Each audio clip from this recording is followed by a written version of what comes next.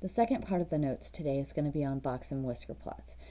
And this is when you break your data values into quartiles or quarters. And this is where we're going to represent our data. To make a box and whisker plot, you actually need 5 points. You need your minimum value, and you need your maximum value.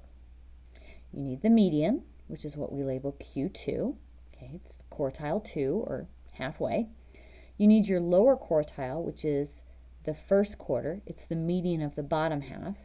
And you need your upper quartile, which is the third quarter, or the median of the top half.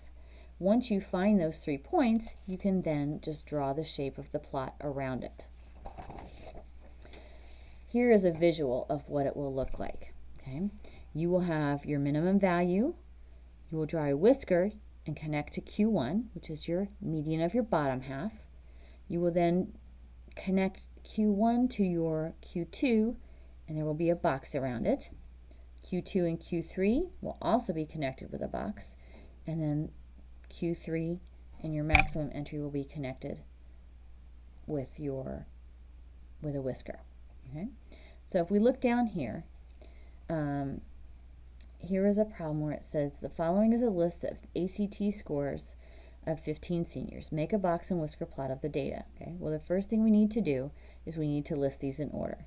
So it looks like your smallest number is 14. I'm going to mark these off as I go. Then we have 16. Looks like the next one is 19. Then we have 21 and 22. We've got a 23. It looks like we have 2 24s.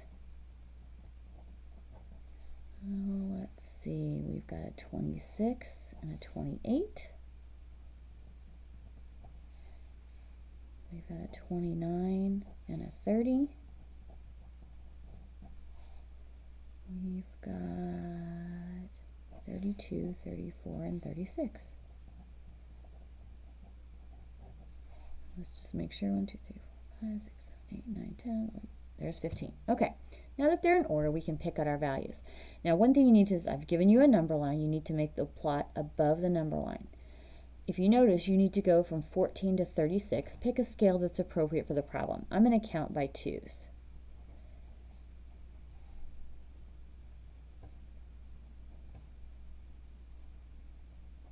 I'm just going to write a few. No. 20, 24, 26, 28, 30, 32, 34, 36, 38, 40. That's enough. Okay? Plot a point for your lowest data value. Plot a point for your highest data value, which was 36.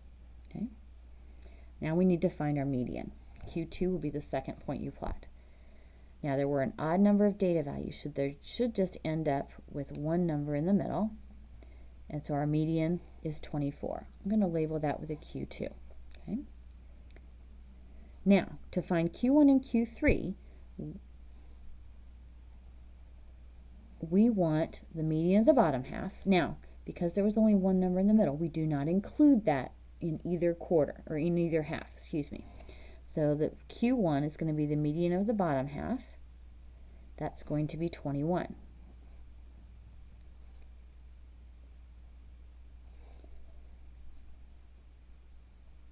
$30 is going to be the median of the top half, and so that's Q3. And you have enough information now,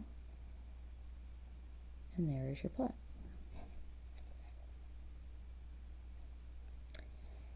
One last thing that we can do is we can also use the interquartile range.